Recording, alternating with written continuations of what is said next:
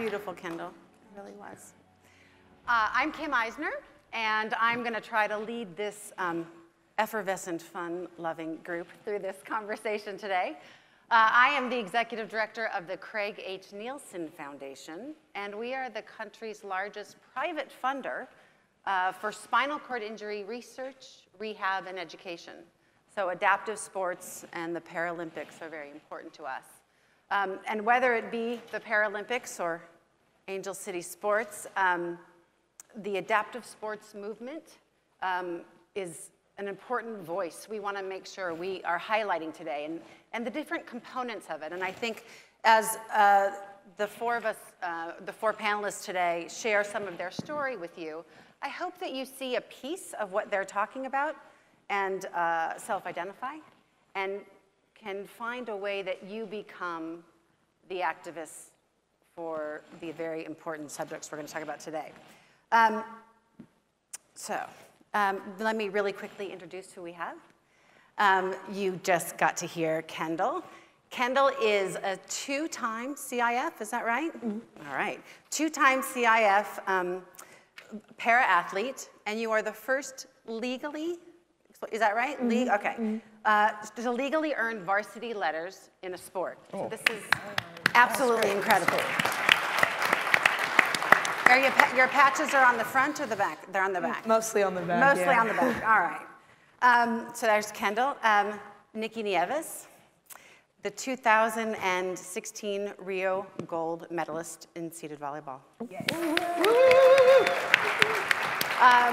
Absolutely incredible. And you're flying out tonight to go back to training tomorrow morning. Yeah, we have camp this weekend. We just qualified this past July for Tokyo, so we're geared up again.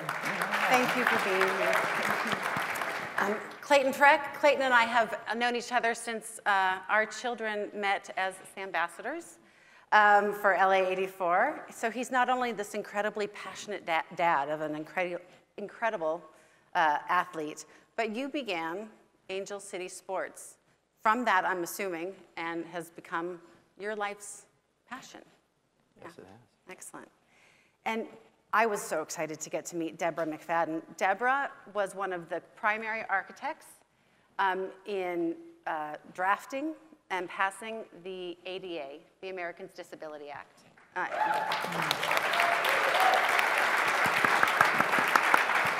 It has changed the lives of so many thousands and thousands of people. Thank you. She also shared some really exciting news with me in the green room, and maybe I'm getting a little ahead of myself, but you want to share that with the group? Okay, well, I did see that the breaking news I was going to tell you was, you heard it last time, but we now get equal pay for Olympians and Paralympians for the medals. Yes. So it's a big, big deal. So, yeah. And this is because of Deborah's constant effort. I'm sure not, but. Well, that's not what people say when you're not around. So let me go through, if we could, just for a few minutes, each of you, because your stories are inspirational, and I think we've talked about some of your professional or almost professional high school accomplishments, but you're now taking that to a new level, and you're really looking at activism and social justice in a way. You're using the platform and expanding. So Nicky, why don't you start? Yeah, so my name's Nicky, as she said before. I've pretty much played volleyball my whole life. 2011 is when I went and got on the para side for sitting volleyball, and it's been a blessing ever since. God literally took me from one situation to the next and took me all over the world and showed me all these people, and through that is when you really see yourself in other people, because I'm meeting all these kids and these adults, and especially the kids, because I look at them and I'm like, man, I was so fortunate enough to have, a parent that can pay $4,000 for me to play club volleyball and drive me all the way to Atlanta or wherever the case may be. And because of those opportunities, look at me now. Like, I always say, Mom, like, I'm so thankful, and now look, like, I won a gold medal and I'm still going, and wherever I go, like, I'll always be super grateful and support my parents. But what is it that somebody else couldn't do if they had that same opportunity, I feel like money, or sometimes where you live, the color of your skin, your religion, I feel like sometimes it just takes the children out of the ability to be able to participate in sport. So with that, I started a nonprofit foundation called Limitless People. It is more on the volleyball side. It's for sitting and standing, and it's called Limitless People because it's for everybody. I don't care whether you're blind, if you can see, if you're purple, if you're Muslim, it shouldn't matter. Sport should be for everybody, and everybody should at least have the opportunity to see where it could take you in life to make you bigger and greater. Bravo. That's wonderful. So Kendall, I'm going to go through a few things with you, and you're being a great sport today, literally, because I know you're not feeling well. So I'm going to ask you a few questions that I know we've talked about a little bit, and I hope that that helps you and saves your voice. So this is not your first time at an LA 84 Summit. You were here last year. Yes, I was. And you talked a lot about the Olympics and the Paralympics. With the Olympics coming here in 2028, why is it so important to you to say Olympics and Paralympics? Well, it's so important because double the games, it means double the profit, right? So in 1984, LA didn't have the Paralympics, but in 2028 we will. And if all goes successfully, we have the chance to, you know, have the money to fund youth sports for 50 to 60 years. On the flip side, if it doesn't go as we planned, we have the chance to lose $1 billion. So. Okay, you're putting a lot of pressure on yourself there. Yeah. That seems to be a pattern in that you expect a lot from yourself. And I have to say, you're a high school senior. So you have so much of your life ahead, and getting into college and all of these things, that's what most high school seniors are thinking about at this point. But you're dreaming bigger.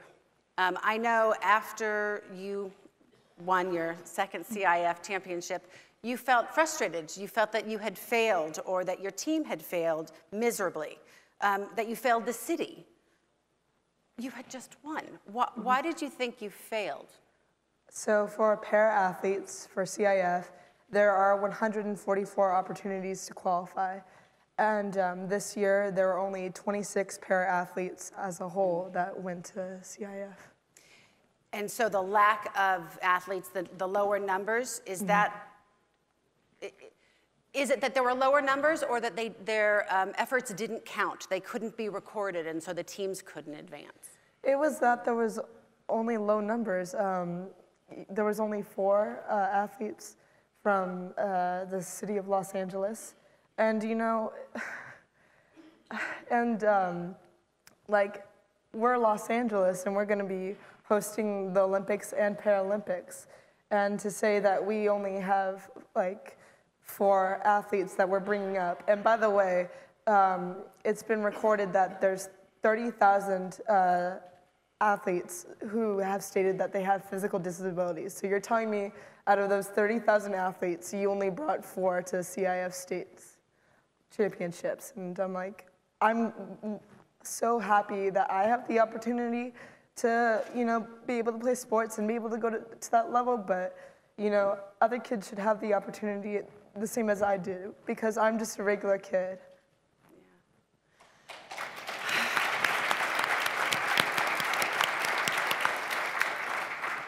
I'm falling in love with you, Kendall. If there's 30,000 physically disabled kids, how are we going to get them to a team? I know it's hard. The access it becomes a difficult challenge. What would the plan, according to Kendall, look like?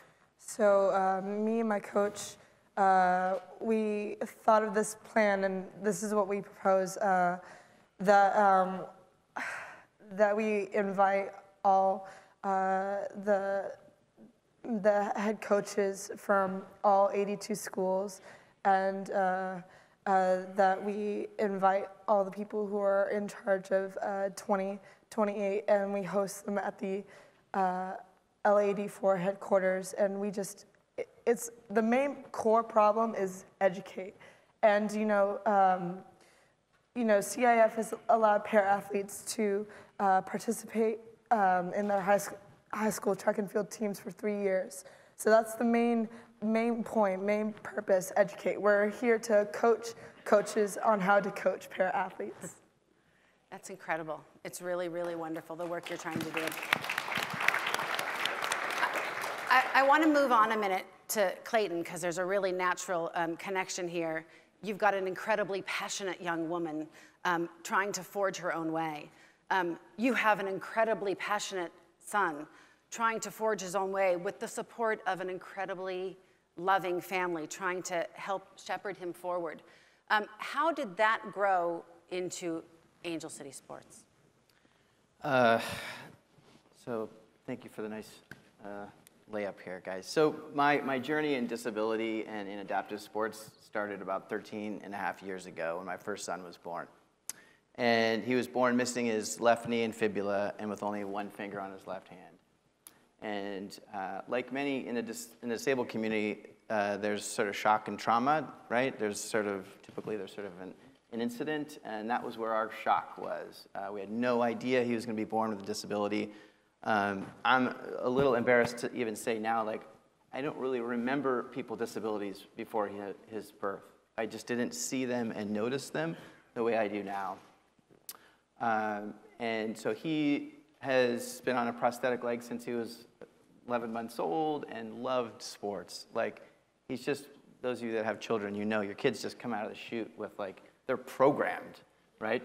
And he just happened to love sports, and he's been playing able-bodied sports his entire life, club basketball at a very elite level.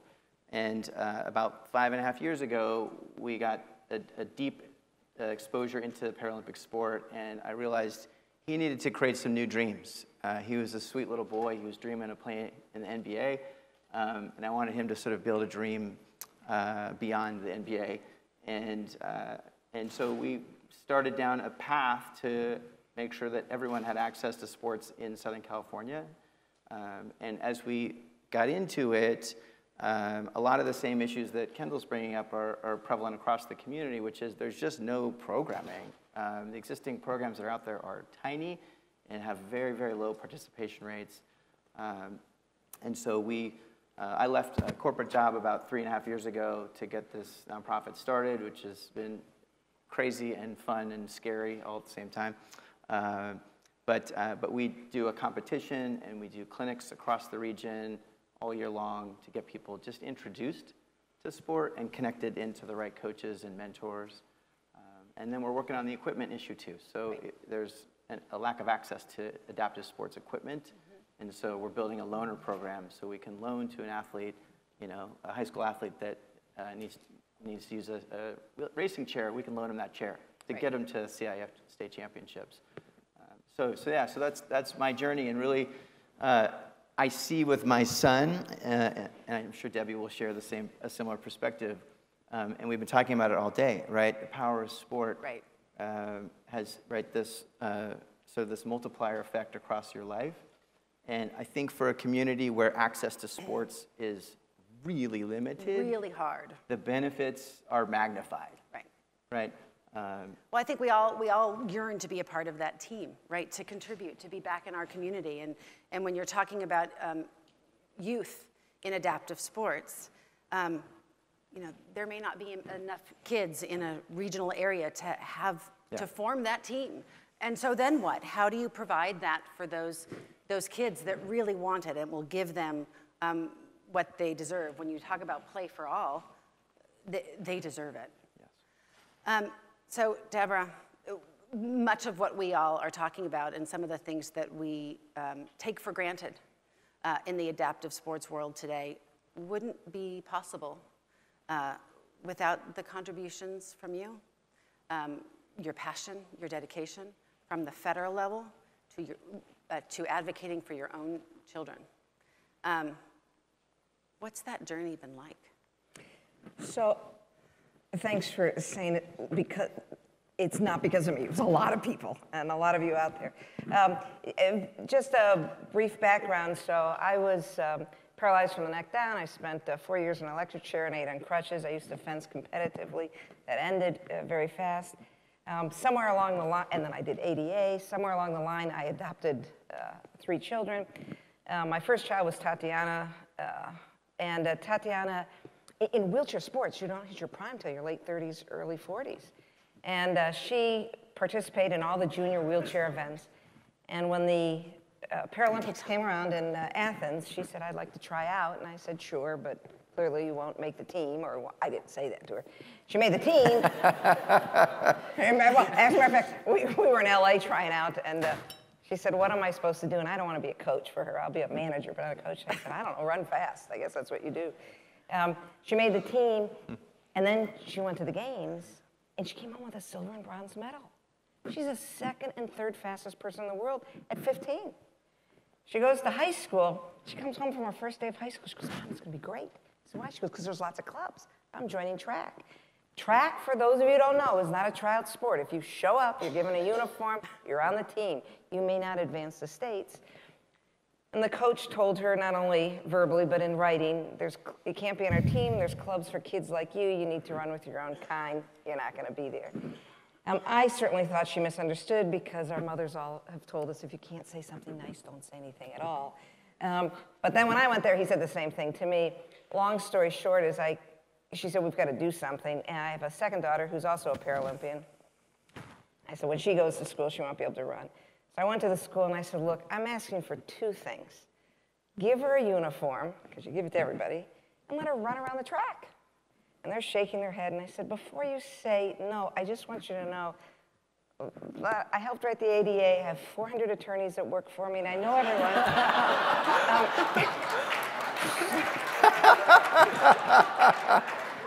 So it'll be nuclear war, and women, you understand we can't scream because we're hysterical if we scream, so I just do this.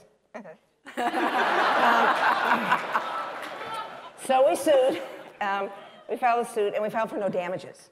So when the media came around and said, how much are you suing for? I said, nothing. I'm suing for opportunity. Anyway, we won in our county. Then the state said the same thing. I said, I'm going to sue you and we'll win. We sued the state. Tatiana said, let's write a law. So we write a law. We get a bunch of people on board, the Women's Sports Foundation. She goes around as a 15-year-old and goes to these elected officials and says, how would you like it if your son or daughter couldn't play with their friend? So in 1 year, the first law in America passed, the Sports and Fitness Equity Act, aka Tatiana's Law. It is the Title IX for people with disabilities.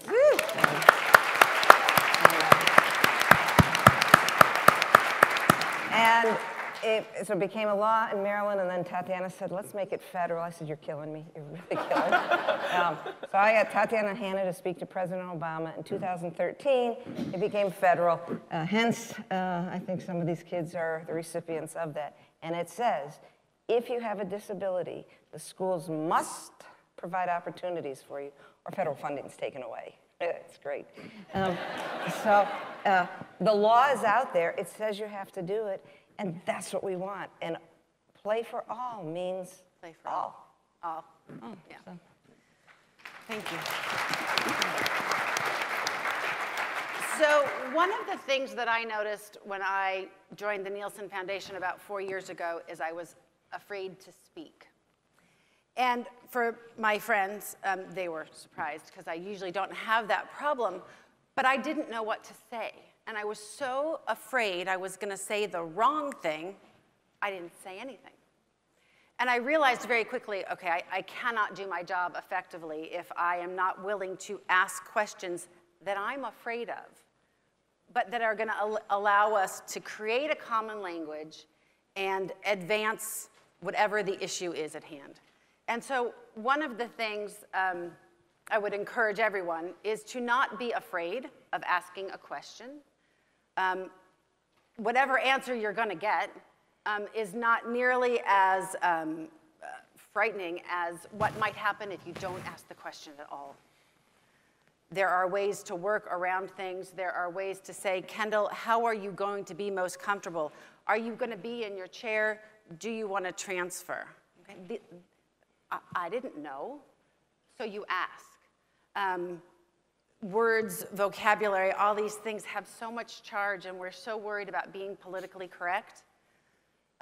Be polite and be kind, and put your fear of being politically incorrect over here and have the conversation, because we can't all play if we don't all talk. So sport's an incredibly collaborative experience, right? Nicky, you work on a team and you collaborate with your teammates. You go home and you coach young kids. And you seem to be using all of these resources and leveraging them for a platform for a voice. What doors do you think have been opened to you? And what is the message you want to put out there to people thinking about including kids with a disability in sport? I think because my hand is in so many jars, people see that I'm open to trying new things. So when I come to them like, hey, I've done so many tournaments in your school. How about letting me do a small 2-on-2 clinic? Then they're more receptive of it. And I don't know, I feel like if anything, like once they open their door and they see it and they try it for themselves, that's what makes them more receptive. And once they see that I'm not working against them, I'm working with them to include everybody, especially the kid that needs, you know, a chair or a lower net, whatever the case may be, they're more open and willing to try something. That's great. I appreciate that because, again, it's about starting with the conversation, and sport is such an equalizer, right? Clayton, you mentioned a few minutes ago that, 3.5 years ago, you quit your job and you opened this whole new part of your life. What has been, and I think you and I have talked about this a little bit before, but what has been the biggest barrier that has just surprised you? When you talk about play for all, you think, of course, everybody wants to participate and play in sports, but what has been the thing, sort of the constant piece that comes up again and again and again that puts a barrier in front of you that surprises you? That's a great question. There's a lot of barriers, so I could give you a really long answer. We don't have enough time as I watch our clock tick down. I would really start at the kind of awareness and educational level, because when I am pitching a donor or a sponsor or even a foundation, right, there tends to be this long process of explaining what adaptive and Paralympic sports are. And in fact, I have to go through, and we go through the same process when we encounter an athlete on the street, or we call him athlete, but a potential athlete. No one's ever really heard of adaptive and Paralympic sports. Like maybe 1 in 100 of people that I run into, right, in just my sort of daily life. And so it puts this burden on all of us, right, that we have to explain ourselves and convince you that this is real and that there's a need and there's a problem because we don't have programming and we don't have all these things and it's not equal and it's not fair. Right? And so it's a big one, right? But I think we have maybe under 5% brand awareness, right? 5% would be amazing. We probably don't have that. So how do we get that to 80, 90% brand awareness? So any kid that's born with a physical disability knows immediately that they can connect into the adaptive sports community, right? The second someone you know is injured, right? They know there's a community there for them, and it can be part of their rehab. So we call it the dark period, right? After a trauma, an injury, illness, or a birth in our case, where you're just depressed and, right, you self-medicate and all these, right, bad things. And like, let's just shrink the dark period. And I think it starts with basic awareness and education, right? Yeah. Shrinking that dark period, and I personally, I know there are a lot of people that have not been an athlete prior to a traumatic event. And it's after that event that they find their inner athlete that we've heard a lot about today. Yeah. And that's what brings them out of the dark period so much faster than they might have anyway. So you say when you meet someone on the street, it's an athlete. And I know, Deborah, you've talked about not a Paralympic athlete, or it's athlete. And you've done a lot of work towards that end. What are the things that you hope for your daughters and as they go forward with their children? If you could erase one thing that... Let's not say they're children now. They're not married yet, and I'm just kind of... no children yet, please. No grandparents. I'm the mother of 3 teenagers. We heard that earlier today. We want that far away. But when they are in that world, right? What is the one thing that you feel you're constantly explaining now that you hope won't even be on the radar, that we will have moved past it? So I think we've moved. There are a lot of things. So Candace Cable's in this room someplace. She's right in front here. Okay, so you've got to meet her if you don't know her. So Candace is the one that, so I look where we are now. Candace was doing exhibition games at the Olympics. What's an exhibition game? You're an athlete. She can talk about the past of where we were, of struggling to be involved and to be in marathons and to be recognized. Now, we look at my daughter, Tatiana. She was on the Super Bowl ad. She's on the Nike ad. She was on 1 billion Coke cans. We have to be escorted through the Boston airport after the marathon. She's won 24 world major marathons. I just want to say, 2 Paralympians, it is my cooking. So just so we're clear on that, clearly. But so now I look from where Candace came from, where there was no support, to where my daughter she's probably the highest paid Paralympian in the world. She is sponsored by these major companies. And so when we talk about it, these companies are out there and they want to sponsor Paralympians. LA 28, I'm telling you, they want to be, there you are, LA 20. These sponsors are going to pick up Paralympians. When they pick them up, this is going to bring more awareness. And I will tell you, after the marathon in Boston, we have to be escorted through the airport. We can't get through security without people asking Tatiana for her autograph. But it's a start. It's come a long way since Candace. We've got now Tatiana saying, when people are saying, wow, you're on all of these things, to in the future, it's just going to be the norm. And I believe that the games here in LA, as we work up towards it, the sponsors are interested in bringing out more people. They're there, 30,000 people, and you got 4, really? And for those of you who don't know, if you're blind and want to run, you need a string to hold in between. You can't afford a string, I'll buy it for everybody, a roll of string. Right. But it will change. So when you say the dream, it's coming, and it will be there. And LA will change the world. It will change it forever. Bravo. Yeah. I mean, come on. I'll chip in on the strings. I'll chip in on the strings. Right? Yeah, strings, yeah, we can do that.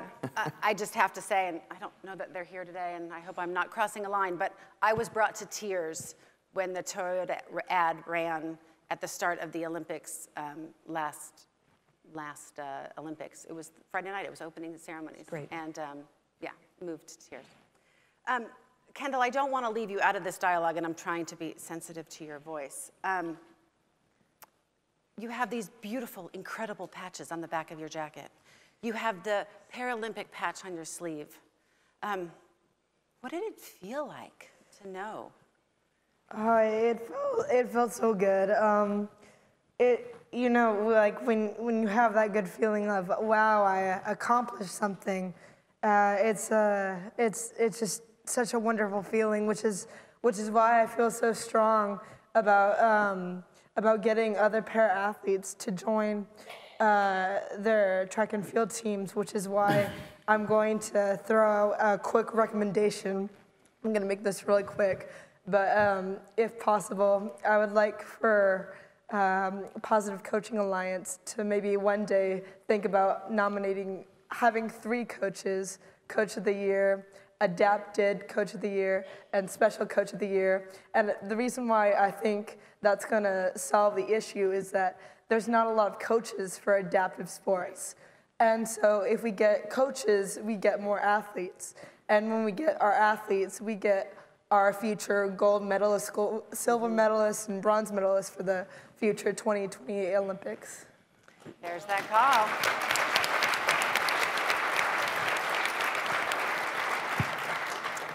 So for corporations, and this is really for anybody, corporations, foundations, how should they be thinking about directing their dollars to help make some of these barriers go away or come quicker than 2028?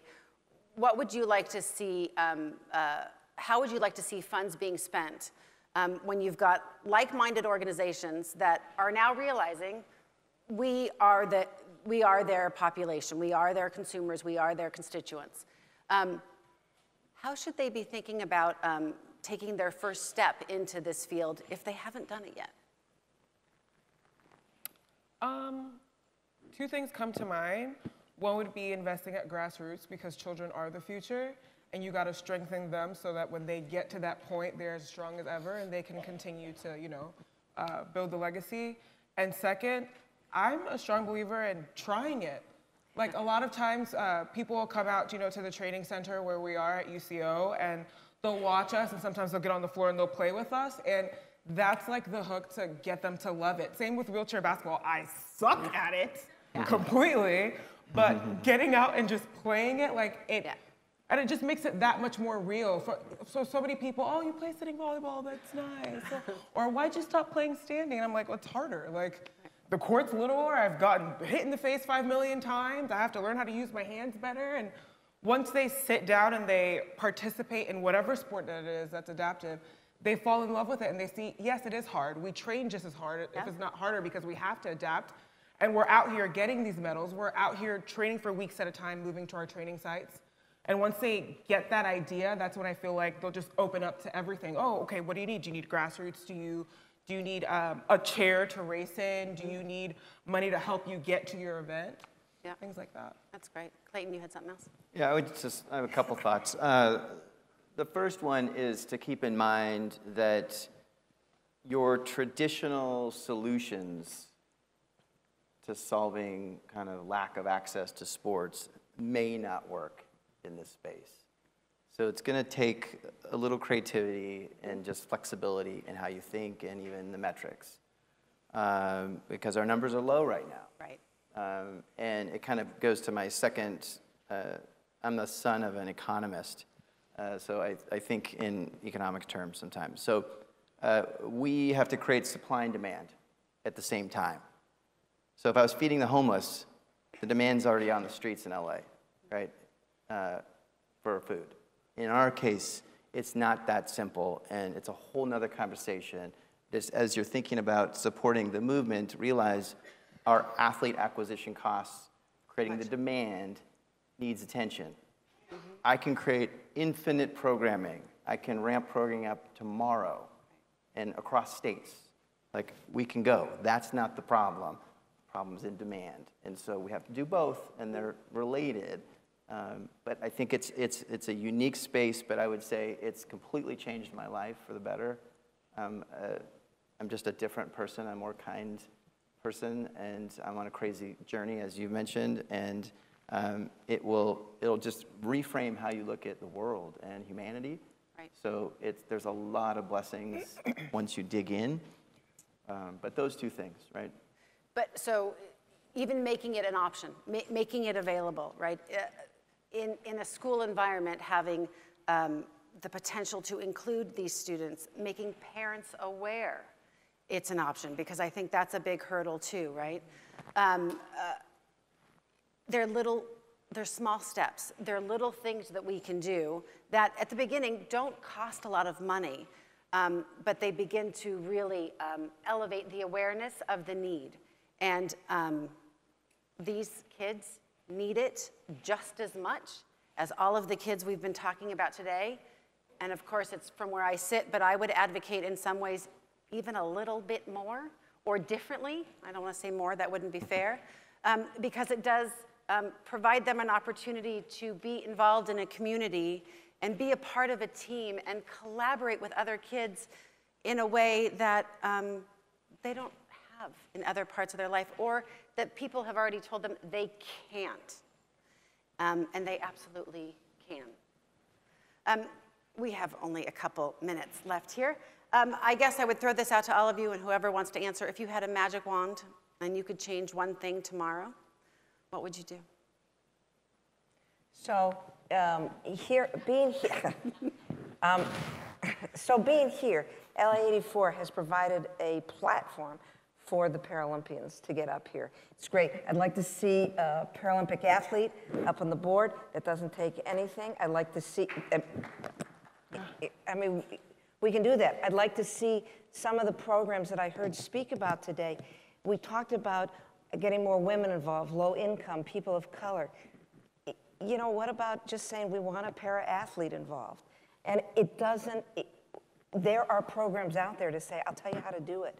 But all means all. So the magic wand is exactly what this conference is about. All means all.